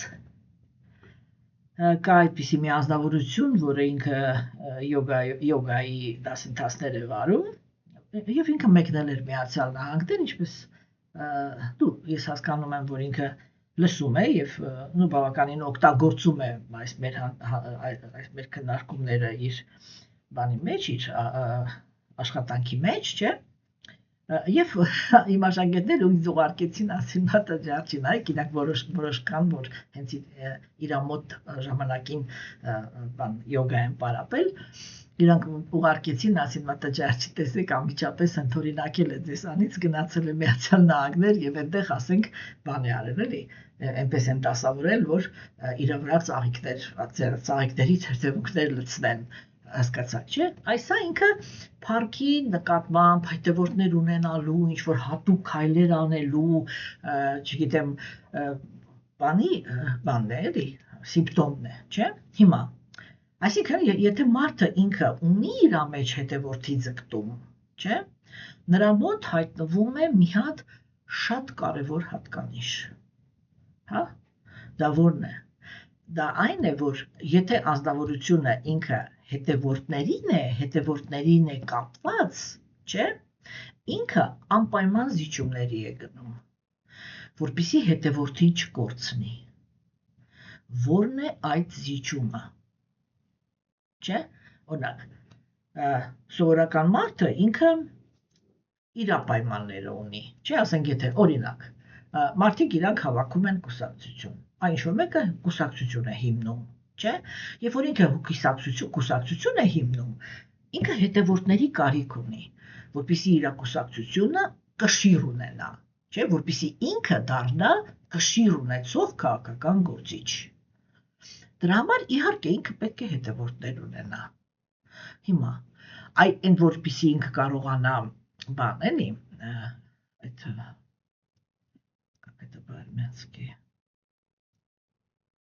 կամանդա իր համար հավաքի, չէ, կդրեք էլ իմ բանը չեմ կարողանում տեղը բերեմ բառը, հա, եթե ինքը ուզում է խումբ հավաքի, այդ որ դա բանն է, էլի հիմքն է իր կուսակցության, չէ, այդ ամեն մեկը իր առաջ պայման են դնում, չէ, որ այո, ես կկանգնեմ քո կողքին, կլինեմ քո հետ, կպայքարեմ մինչև վերջ, բայց հենց որ դու ինչ որ մի հատ արդյունքի ես հասնում, ինձ այս դիրքն ես տալի, հա, Կամ ես կլինեմ քո կողքը, եթե դու կուսակցության մեջ ես քո տեղակալ ունեմ, կամ ես քո, չգիտեմ, իջնեմ, ինչ-որ մեկ պաշտոն ունեմ։ Այդ ժամանակ ես համաձայն եմ, որ լինեմ այդ քո գլխավոր։ Եթե այդպես չի, ուրեմն ընդհանրապես ոչ էլ ինձ հետաքրքիր ես, չէ՞։ Եվ երբ որ արդեն այդ կուսակցության մեջ սկսում են մարդիկ հավաքվել, չէ՞, իրանք բոլորը ունեն նույն շահը, որ եթե իրանք հաղթում են, մեկ է, եթե նույնիսկ իրանք այդ կուսակցության մեջ հավաքարար են, եթե իրանք հաղթող կուսակցության հավաքարար են, իրանց դիրքը լինում է ամուր։ Չէ՞, այս դեմոկրատիայի հետ կապված մենք ինչ ենք ամեն անգամ տեսնում, որ այ մարդը ինքը այդպես հավաքում է լիքը բան, չէ, դրա հաշվին ինչ որ կարողանում է ինչ որ բանի հասնի, հասավ իշխանության, հետո եկավ իր ժամանակը, որ իրան պիտի փոխեն, ինչ են անում, իրան եւ իր կուսակցության բոլոր ներկայացուցիչներին հիմա շատ կարեւոր է անկախ նրանց արդյունավետության մակարդակից։ Բոլորին հավաքում են, շպրտում են փողոց։ Ինչու՞, որտեղ այն ազնվորությունը, որը եկել է իշխանության, այն մարդկանց հաշվին, որոնց հաշվին ինքը դա արել է, ինքը բոլորին ինչ որ բան ունի խոսք տված։ Եվ դա է իր ռեսուրսը, նույնիսկ երբ որ ինքը արդեն հասավ իշխանության, դա է իր ռեսուրսը, որ ինքը կարողանա այսպես հավատարիմ ձեռքեր ունենա ամենտեղ։ Հասկանում եք, չէ՞, եւ սա նորմալ երևույթ է, չէ՞, այսինքն նյութական աշխարհում անձնավորությունները իրանք ձգտում են հետևորդների այդ շահից դրդված, չէ՞։ Հասկանում եք, եւ այդ դա է, որ երբ որ անձնավորությունը ինքը կախվածություն ունի հետևորդից, չէ, հետևորդը ինքը մշտական շանտաժի է ենթարկում իր այն անձնավորությանն, որ ինքը ծառայում է, չէ, այդ դրանով, ոչ իսկ կպար կհեռանամ։ Հասկացաք, եւ այդ մարդը, որ ինքը ղեկավար է, բայց հետևորդի կարիք ունի, ինքը մշտական ստիպված է լինում զիջողություններ անել։ Հասկանում եք։ Իսկ որն է, եթե Աստված էլ ինքը ինչ-որ խտրական է, չէ, եւ հետևորդներ հավաքելու համար է ինչ-որ բաներ խոսում, չէ, ուրեմն ինքը պետք է այդ սիմպտոմը ունենա։ Այսինքն, որն է այն զիջումը, որին գնում է, այսինքն սիմպտոմը դա է, որ երբ որ մենք կարողանում ենք հասկանանք, որ ազնվորությունը ինքը հետևորդների պայքար է տալիս, երբ որ ինքը ճշմարտությունը զիջում է կամ իր գաղափարախոսությունը զիջում է հետևորդ ունենալու համար։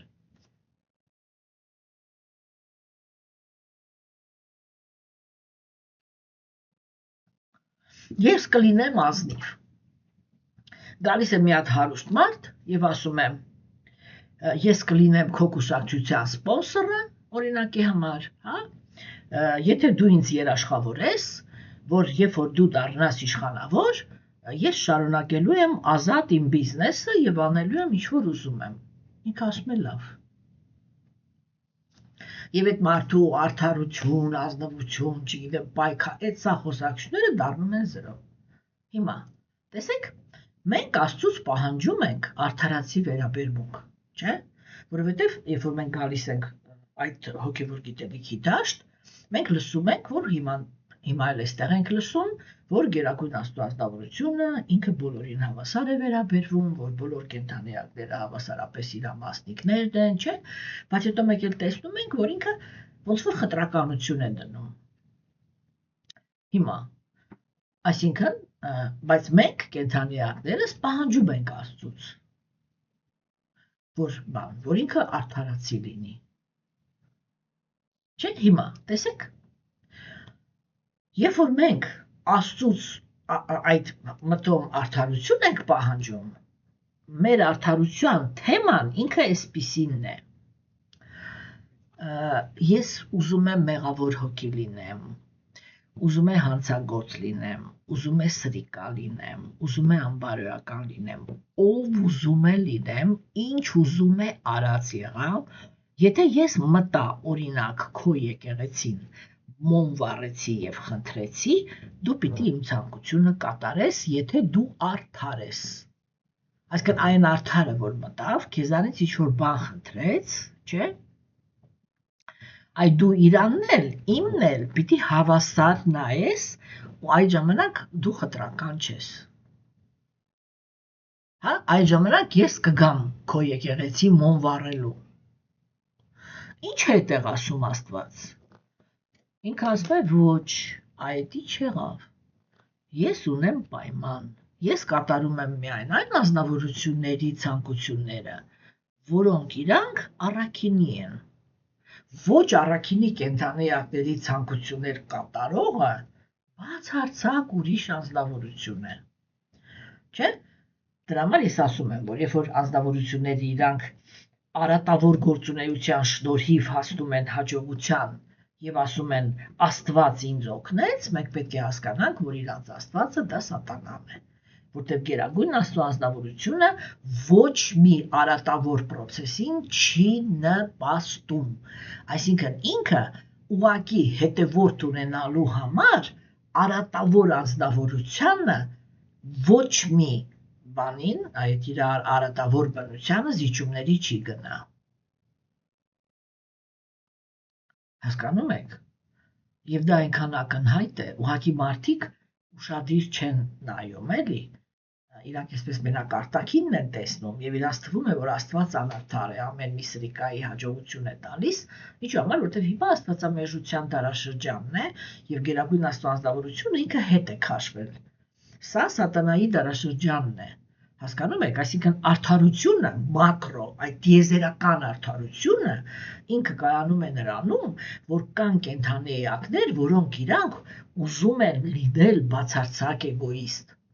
Եվ գերագույն Աստծո անձնավորությունը բոլոր այդ կենդանի էակներին հավաքում է, պայմանականորեն դա կոչվում է աստվածամերժության դարաշրջան, չէ՞։ Ինքը այդ բոլորին հավաքում է, ասում է հիմա ձեր ժամանակն է, գնացեք։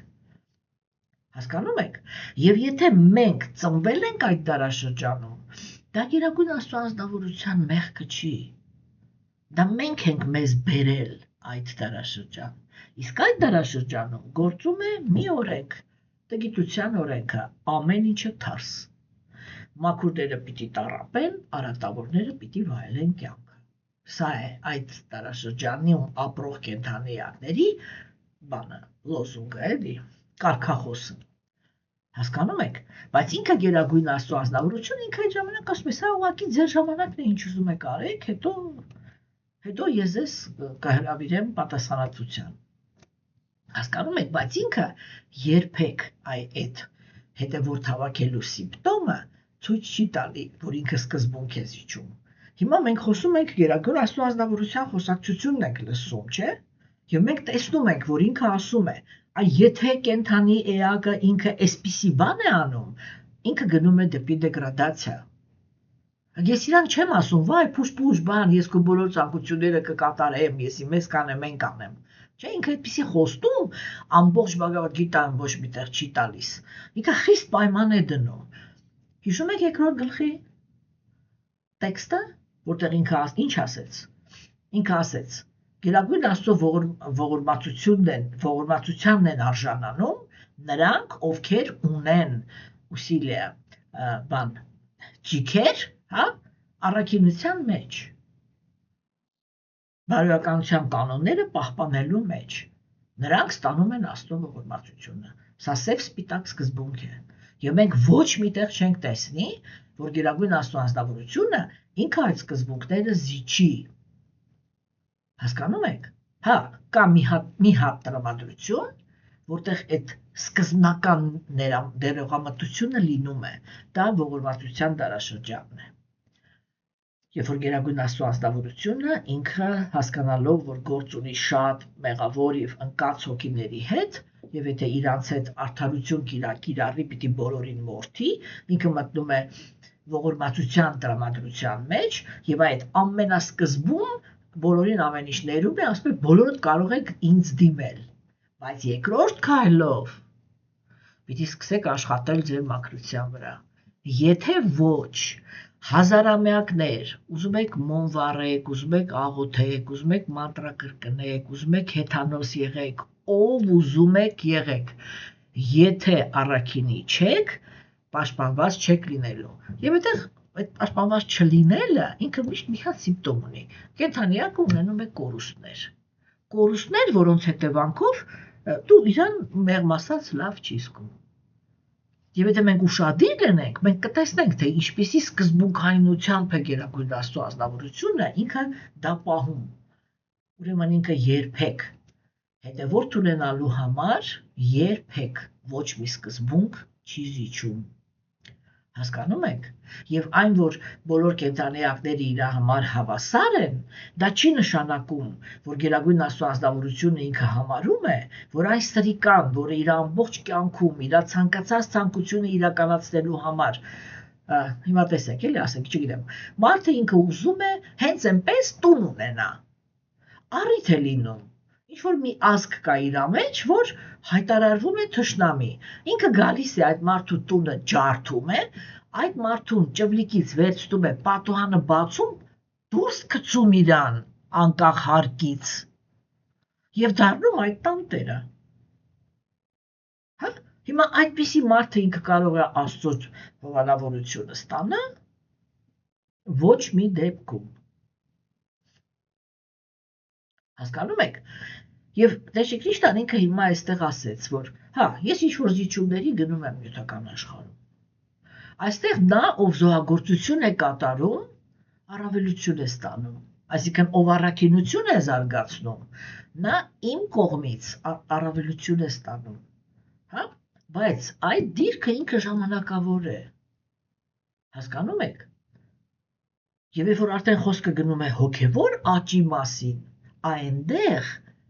բացարձակապես ոչ մի զիջողություն չկա։ Եվ այնտեղ, որտեղ ես ընդհանրապես զիջողականություն չունեմ, այնտեղ բոլորը երջանիկ են։ Որտեղ հենց որ հայտնվում է այն ազնվորությունը, այսինքն մտքի, չգիտեմ, այն մազի չափ թելով մի հատ այդ երջանկությունը տատանելու միտք առաջացավ, ես իրան մի անգամից իզոլացնում եմ այդ աշխարհից։ Այնքը այդքան անզիջող է։ Հասկանում եք, եթե ինքը հետևորդների կարիք ունենար,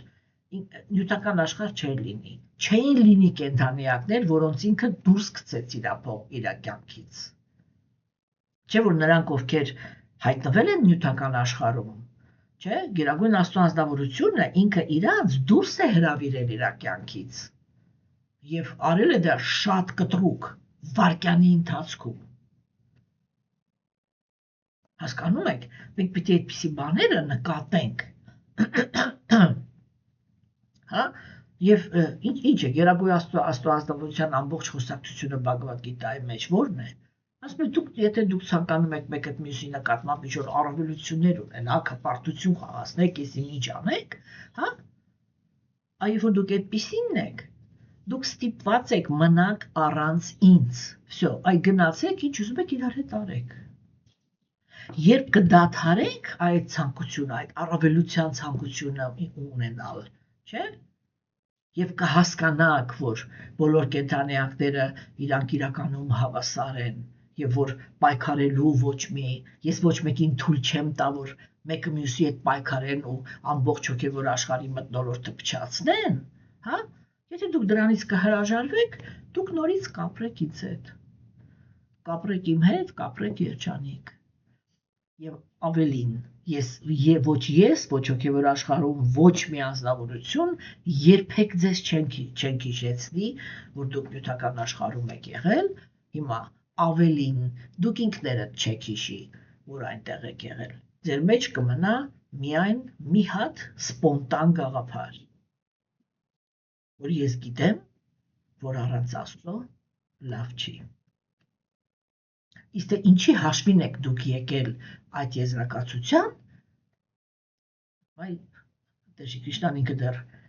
հետագայում Բhagavad Gita-ում կասի հիշողությունը կենդանիակին ես եմ տալիս։ Եվ հոգևոր աշխարհի երանությունը կենդանիակի չխախտելու համար ինքը այնտեղ լրիվ կենդանիակից խլում է այդ հիշողությունը։ Ինքը նյութական աշխարհում ինչ է արել, որտեղ եթե կենդանիակը դա հիշի, ինքը գիտեք, այսպես է էլի, այնքան նման է դա։ Այն նյութական աշխարհում էլ է այդպես։ Չէ, օրինակ կա հասարակություն, որը ընդունված է, որ սա նորմալ է։ Եվ կան անձնավորություններ, որոնք իրենք ռեալ, այսպես ռեալ, մենք հասկանում ենք, որ մեր ժամանակներում ամբողջ աշխարհում արդարադատություն, այդ արդարադատություն բառը, երբ որ օգտագործվում է այդ կազմակերպության հանդեպ, դա, չգիտեմ, էլի ձեռառնելիքի այդ բառի վրա ընդհանրապես, ինչու մի ուրիշ բառ դի հնարել էլի այդ կազմակերպի բաներին, չէ, բայց իբա ինչ եմ ուզում ասել, բոլոր դեպքերում այն ազնվորությունը, որը ինքը Աստված ոչ անի բոլորից գլխից բան էլի հեռու, չէ, այն ազնվորությունը, որը ինքը, եթե նույնիսկ 100%-անի բոլորս էլ գիտենք, չէ, որ լիքը անարդար դատավարություններ են լինում։ Ոչ մենակ Հայաստանում չէ, ամբողջ աշխարհում, այնպես չէ, էլի որ ուրիշ տեղեր եսի միջ արդարություն է։ Չէ, բոլորս էլ գիտենք դրա մասին։ Չէ, բայց երբ որ ասենք ազնվորությունը ինքը հայտնվեց բանտում, չէ, բոլորիս համար ինքը հետո երբ որ դուրս է գալիս, այդ պիտակը մնում է իր վրա, ինչու, որտեղ եւ մենք ենք հիշում, որ ինքը բանտում է եղել, եւ ինքն էլ գիտի, որ դա մի այնպիսի սպի է իր վրա, չէ, բացի մի բանից, այդ ժամանակին հիմա երևի այդպես չի, բայց ժամանակին շատ ընդունված էր,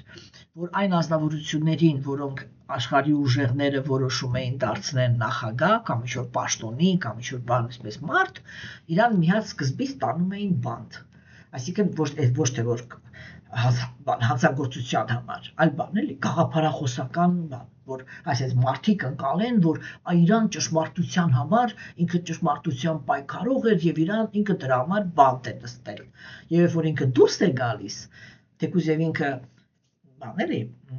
կամք կատարող է, չէ՞, բայց ժողովուրդը արդեն իրան գնահատում է որպես իր հերոսը, որտեղ ինքը ճշմարտության համար բանտերում է նստել։ Թե նստել է, թե չի նստել, դա Աստված գիտի։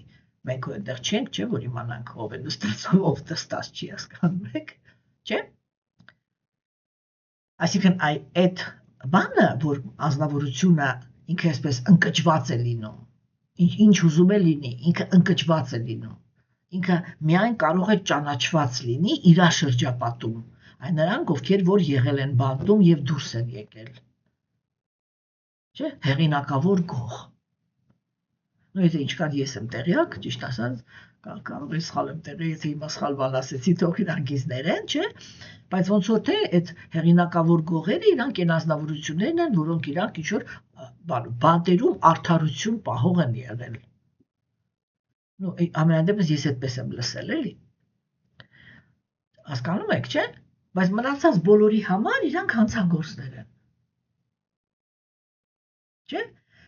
Եթե հոգևոր աշխարհում կենթանիակը ինքը հիշի, որ ինքը նյութական աշխարհում է եղել, ինչի համար է եղել, ոնց է եղել, չէ, ինքը չի կարողանա հոգևոր աշխարհում երջանիկ լինել։ Դա մնում է որպես համոզմունք։ Պրոստը ինքը գիտի, որ առանց Աստծու լավ չի։ Всё։ Այն մնացած ամբողջ բան խոսակցություններ են։ Հասկանում եք, սիրելիներս, չէ՞։ Ուրեմն սա ինքը այս ամեն ինչ ինչ որ մենք ձեզ հետ քննարկեցինք, ինքը պարզ ցույց է տալիս, որ Գերագույն Աստվածությունը ինքը հետևորդների մեջ ոչ մի շահագրգռվածություն չունի, որտեղ ինքը, հասկանում եք, ինքը այնպեսի մի հատ հզոր ազնվորություն է, որ իրանից ոչ մի բան հնարավոր չի ոչ հանել, ոչ իրան ավելացնել։ Ինչ կա, դա ինքն է։ Ուղղակի այստեղից շարժվում է այստեղ, բայց էլի ինքն է։ Հասկանում եք, օրինակ, այս բաժակը կապված նրանից, թե ինքը այս սենյակում է, թե այս սենյակում, չէ, ինքը չի դադարում իմը լինելը։ Դրա համար Գերագույն Աստվածությունը ինքը ոչ մի կորուստ չի ունենում։ Կորուստ է ունենում կենթանի էակը։ Հասկանում եք։ Հա?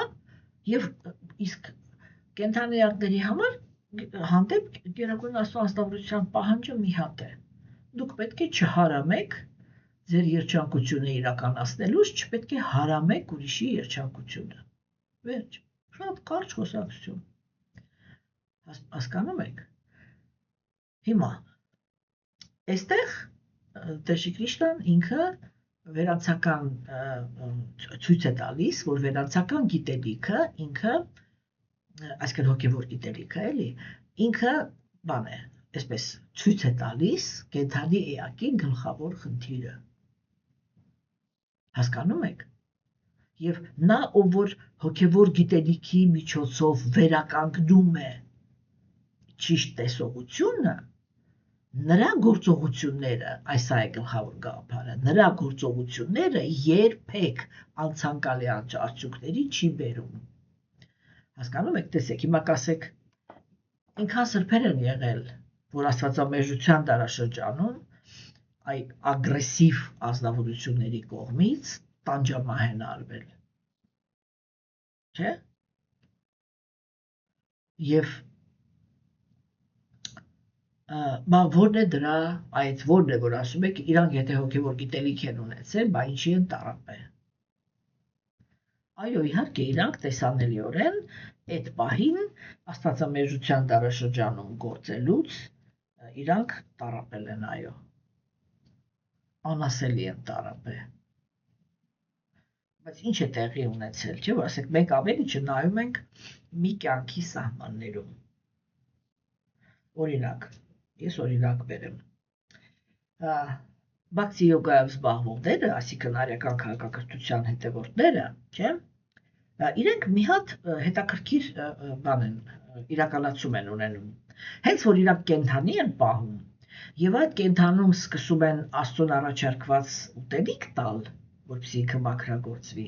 որտեղ ի տարբերություն մնացած բոլոր տեսակետների, արիացիները իրենք հավասարության նշան են դնում, որ կենդանիների մեջ նույն հոգին է, ինչ եւ մարդու։ Չէ՞։ Հիմա տեսեք։ Այդ կենդանիները շատ արագ մահանում են։ Շատ արագ։ Հա, եւ օրինակ ասենք, եթե յութապաշտը լինի, ինքը կասի ամար, այս Աստծո ծառաները մի տեսակ գլխակեր են, որ մի կենդանուն վերցնում են, այդ խեղճ կենդանին հələ չբարև, այդ ինչ են անում այդ խեղճերին, եսի ինչ տանջամահ են անում, բայց իրականում բացարձակ ուրիշ process է։ Կենդանի ապը, երբ որ ինքը հայտնվել է կենդանու մարմնում, դա լավ մարմին չի, ու երբ որ ինքը հայտնվում է հոգևոր մարդկանց շրջապատում եւ հոգևոր մարդիկ իրեն այս է կարևորը էլի Աստծուն առաջարկած ուտելիք են ուտեցնում իրա բանը իրա այդ կենդանի մարմնի մեջ մնալու ճակատագիրը շատ արագ այրվում է եւ հոգևոր տեսանկյունից չէ վերածնունդի տեսանկյունից ինքը թողնում է իր ասեն գերագույն աստվածավորություն ասում է լավ всё դու արդեն որ տրանսցենդենտալ բաների ես կպել, հա, ուրեմն բան, այստեղից ուրեմն այս կենդանու մարմինը թողնում ես, գնում ես ծնվում ես մարդ։ Հիմա ինքը կորուստ ունեցավ, ոչ, բայց այն առաջի կարծիքայի մեջ, որ մարդիկ որոնք կան, իրանց համար այդ մահը եսի միջ էր։ Թույլ տվեք մի փոքրիկ բան պատմեմ։ Առաջի պատերազմի ժամանակ այնպես ստացվեց, որ մենք գնացինք գյուղ։ Եվ ուրեմն մենք այդ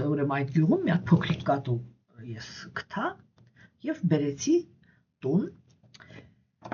Շատ վախենալով էի բերում, որտեղ ես գիտեի, որ իմ ամուսինը ինքը տանել չի կարողանում կենդանի երկարությունը տան մեջ։ Բայց փոքրիկ փիսիկ էր, ու մտածեցի, ասես խեղճը ոնց որ այդ տան ապրողները գնացել էին Ռուսաստան եւ ես գնացի որ իրանց տեսություն ասեմ, չհասցրեցի, իրանք արդեն գնացել էին, այսինքն ոնց որ իրանք ասել էին մենք 3-ին ենք գնալու, բայց 12-ին էին գնացել, հա, այնպես էր ստացվել, մեքենան այդպես էր եկել եւ այդ փոքրիկ փիսիկին թողել էին տանը։ Դե արդեն դռները բաց տուն է։ Ես մտա որ ստեյցություն ասեմ, տեսա մարդ չկա, մեկ էլ այդ բուջուրիկը այնտեղից դուրս եկավ միау անելով։ Ես դրեցի ծոցս ու դիմա գնում եմ ծածում ասում Աստված ջան։ Սաշան հաստատ ասել հա սրան դուրս գցի։ Իսկ այդ մտակայքում շները որտեղ կատու բռնեին հոշոտում էին, էլի, ուտում էին պրոստո կոնկրետ ֆիզիկապես ուտում էին, ասես ճստույն հենց այդտեղ մի հատ հապ կանեն կպրծնի։ Երկար գլուխները չցավացնեմ, այնպես ստացվեց, որ պատշկամբում մենք այսպես մեծ բան էինք հավաքել, այդտեղ հող էինք լցրել եւ ծիլերը այդտեղ էինք դնում, այսինքն պատշկամբում էինք ծիլերը աճացնում, հետո նոր հանում էինք հող, երբ որ տաքանում էր եղանակը։ Եվ գիտեք, ասենք, այդ փիսիկը, ուրեմն ես ծոցս դրած տուն եմ մտել, թարսի նման ամուսինս անմիջապես կանգնեց իմ առաջ։ Այդ փիսիկն էլ իմ ծոցից էր թռավ այդ հողի մեջ, հողը փորեց, նստեց կներեք, իր կարիքը արեց ու փակեց։ Այս ամուսինս էս նայեց, ասեց ինքը միշտ ասեց անում։ Այսինքն որ այդքան մակրասեր է էլի, որ մենակ հողի մեջ արեց, փակեց, վերջում էլ փակեց, ասի հա դե կատուները այդպես են, լավ ասես, թող մնա։ Այդպիսի կինք գնալով մեծացավ։ Ինչի համար եմ պատմում սա։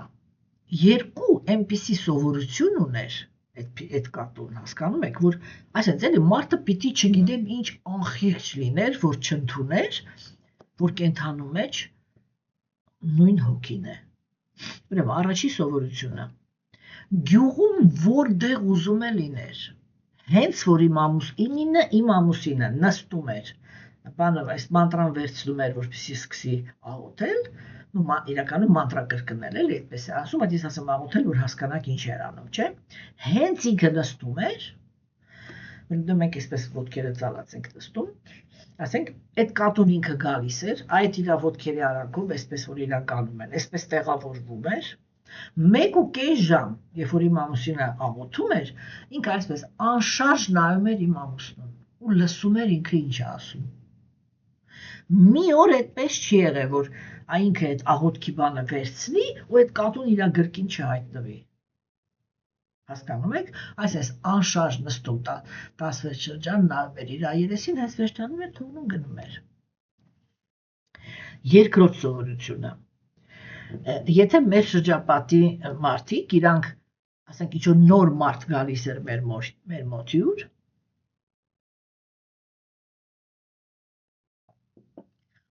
տեսեք օրինակ, բոլորս նստած ենք, չէ՞։ Երբ որ ես ուտելիք էի արդեն բանանում, հյուրասիրում,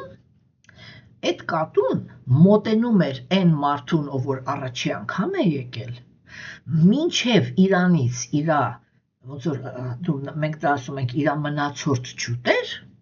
չէր հեռանում։ Դարապես բացի հոգայի մեջ այդ հոգևոր մարդու ուտելիքի մնացորդ ուտելը ինքը շատ բարենպաստ բան է համարվում, էլի ոնց որ օրհնություն ստանաս, այդպես էր անում։ Երբ որ պատերազմը ավարտեց, դեռ լույս չկար, 95-94 թվականներ, դաժե 93 թվականներ, մենք ուրեմն եկանք վերադարձանք քաղաք, իմ կեսուրը ինքը նույնպես չէր սիրում կենթանի տան մեջ, և ընկեր ունեինք, որը ինքը Ասիսի գյուղերից էր, և ինքը ասեց, ես կատվին կտանեմ մի մոտ, հատկապես, որ ես էլ եմ ձեզ հետ ապրել, ինքը ինձի սովոր է, թող գյուղում մնա, ոնց որ այնտեղ գյուղում է եղել, ինքը դե ինձ այդպես էին համոզում, որ դե ախր ինքը Արջի ջան գյուղում ենք ապրել, օդին է սովոր, ինքը սովոր չի, որ տան մեջ մնա, այստեղ կնեղվի, բան, որ ես ասում, որ բաներ էր, խղճամ, իրան խղճամ, ասեմ, հա ճիշտ եք ասում, տարեք, որտեղ անասիրը գիտեն, որ ես այդպիսի տեղեր չեմ սիրում, էլի բռնանալ։ Այդ կենթանուն տարան, սրա համար եմ պատմում, ինքը և 2 շաբաթ հետո իրանք թան մահացած, ինքը չմնաց։ Հասկանում եք, այսինքն այդ հոգևորի մեջ էփվելով, ինքը այդ իր ճակատագիրը կատվի մարմնի մեջ տանջվելը, հա, շատ արագ փոխեց։ Եվ այո, նրանք ովքեր որ ընդունում են վերածնունդի հասկանում են վերածնունդի, ոչ թե ընդունում են, այլ հասկանում են վերածնունդի գաղափարը, չէ՞, իրենք այդպես տրագիկ չեն տանում մահվան բանը էլի մահվան սահմանը և միշտ չի, որ սա ենք քննարկում, միշտ չի, որ մահը դա պատիժ է, մեկ ուղղակի հակառակը, օրինակ երբ որ կենդանիակը ինքը արդեն սուրբ է, չէ՞, աստվածամեժության դարաշրջանում հասավ սրբության, հիմա այ աստվածամեժության հասավ սրբության, ինքը այլևս աստվածամեժության դարաշրջանի մարդիկ արժանի չեն, որ իրանց մեջ սուրբ ապրի, հասկանում եք։ Եվ ինքը կարող է, եթե ինքը միսիա չունի, քարոզելու միսիա չունի, այսինքն Աստված իրան չի ներգրավում այդ գործողության մեջ, չէ՞, ինքը ընդհանրապես ոչ մի առիթ չունի այլևս մնալ նյութական աշխարհում։ Եվ ինքը կարող է շատ արագ հիվանդանալ եւ մարմին թողնել, կամ ոչ էլ հիվանդանալ, պրոստը մարմին թողնել, կամ կարող են իրան այդ ագրեսիվ աթեիստները բռնեն, տանջամահանեն։ Իրանք իրենց հաճույքը ստացան, այդտեղ էլ ուրիշ բան կա։ Գերագույն աստվածավորությունը ինքը սովորաբար սրբերին 2 բանի մեջ է օգտագործում նյութական աշխարհում։ Մեկը ինքը օգտագործում է որպեսզի սրբի միջոցով ինչ որ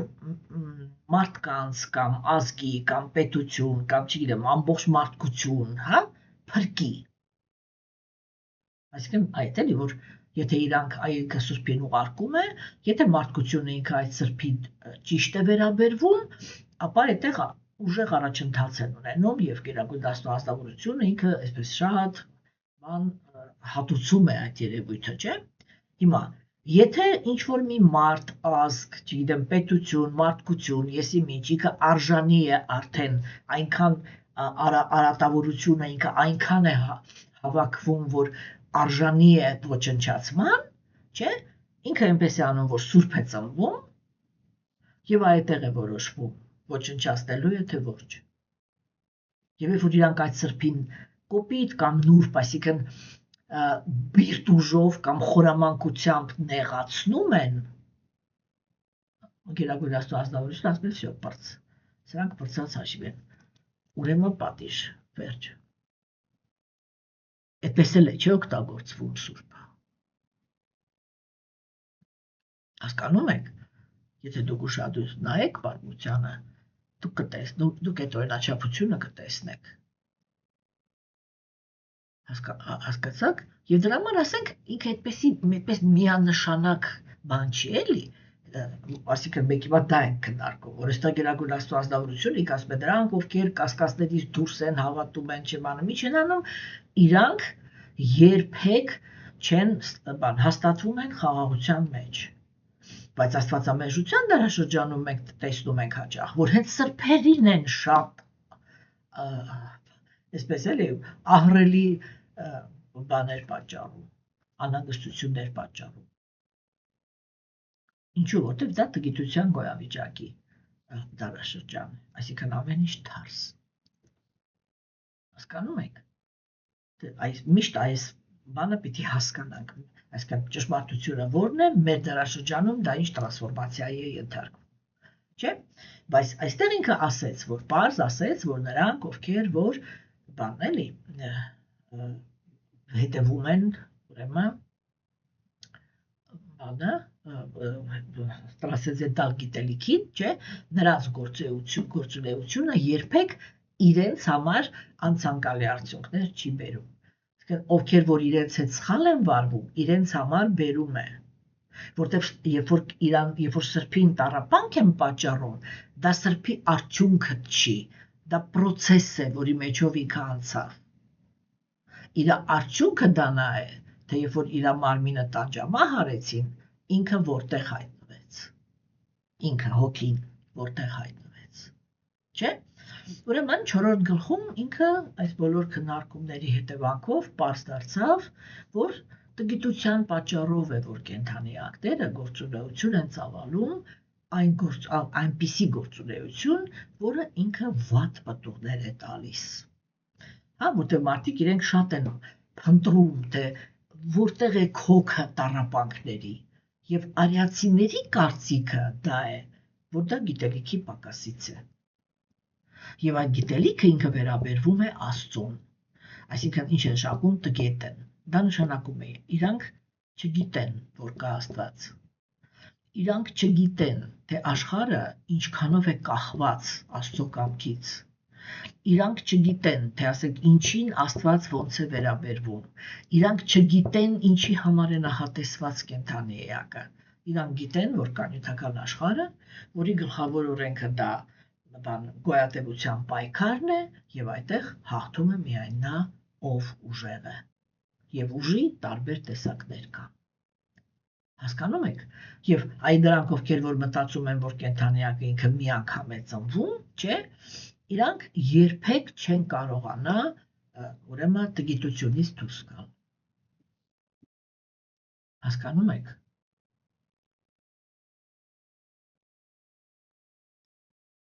Եվ ուրեմն տրանսցենդենտալ գիտելիքը, Գերագույն Աստվածությունը ինքը բացատրեց մեզ այդ տեսանկյունից։ Այն տեսանկյունից, որ կենդանի էակը, եթե ինքը գործում է տրանսցենդենտալ գիտելիքի հիմքի վրա, հա, ինքը ուրեմն կարողանում է վերադարձնել իրան իր հավերժ գոյությունը հոգևոր աշխարհում եւ ուրեմն եւ այս կյանքում է առաջընթաց ունենում եւ հաջորդ կյանքի համար նախապատրաստում է շատ բարձր ծնունդ։ Հասկանում եք։ Այստեղ կարելի է քննարկել բարերը իրենք, հա, բայց ճիշտ ասած ես միտես հիմա ուրիշ ձևով եմ ասում Բhagavad Gita-ն, նրանք ովքեր որ արդեն բառացի բացատրությունն են ուզում տեքստի կամ ավելի պրոֆեսիոնալ խոսակցություն են ուզում Bhagavad Gita-ի հետ կապված, իհարկե Bhagavad Gita-ի լիքը մեկնություններ կան, դուք ազատ եք ընտրել ինչ որ ուզում եք, ես իմ կողմից կարող եմ միայն առաջարկել այն մեկնությունները, որ ինքս եմ գրել, եւ ուրեմն կարող եք գտնել մեզ YouTube-յան ռոպանի տակը, տվյալները կան, եւ զանգահարեք եւ ասենք ձեռք բերեք Bhagavad Gita-ն եւ այնտեղ կարող եք ավելի, համենայն դեպս շատ ավելի խորը, ավելի մասնագիտացված շփվել իմ մեկնությունների հետ։ Այստեղ մեր խնդիրը գլոբալ գաղափարները հասկանալն է, այլ ոչ թե մանրամասնելը, որովհետև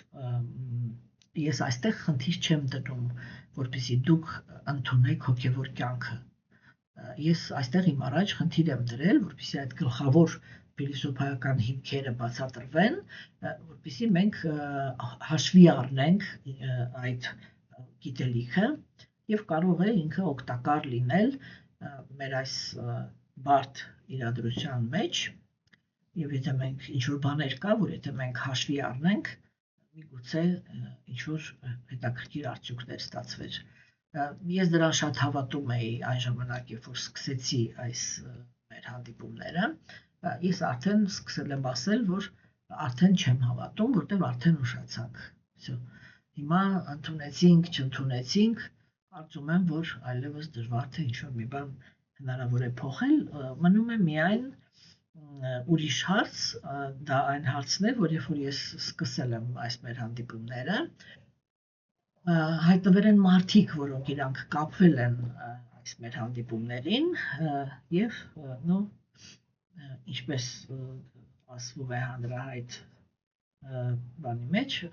մենք պատասխանատու ենք նրանց համար, ում կապել ենք մեզ, հա, եւ դրա համար, ուղղակի ես պատասխանատվության զգացումից փորձում եմ ավարտել այս գործընթացը, այսինքն տանել միջև վերջ եւ քննարկել։ Այսինքն սա արդեն նախատեսված է անձերի համար, որոնք այս ընթացքում ինչ որ կապվածություն են զարգացրել այս process-ին, բայց ես միշտ անկեղծ եմ եղել, այն ժամանակ ես անկեղծորեն ասում էի, որ ես շատ մեծ հույս ունեմ, որ այս գիտելիքի հաշվի առնելը կարող է շատ հետաքրքիր ազդեցություն ունենալ, այլևս այդ հույսը չունեմ, մարդիկ արեցին իրենց ընտրությունը, իսկ ես ուղղակի պատասխանատվության զգացում ունեմ նրանց հանդեպ, ով որ կապտվել է այս process-ին, բայց եթե ինչ-որ մարդիկ կան, որ իրանք ուզում են ավելի խորը, իմ բանով, մեկնաբանությամբ, ապա կարող եք ուրեմն կարդալ Bhagavad Gita-ն։ Այնտեղ շատ ավելի մանրամասը արդեն հոգևոր գիտելիքը որպես կյանքի ձև եւ մանրամասնորեն անցալելով իր նրբությունները, այդպես է քննարկվում։ Այստեղ մենք այդպիսի խնդիր մեր առաջ չենք դրել։ Եվ այսօր այսքանը, սիրելիներս, տեսություն ձեզ։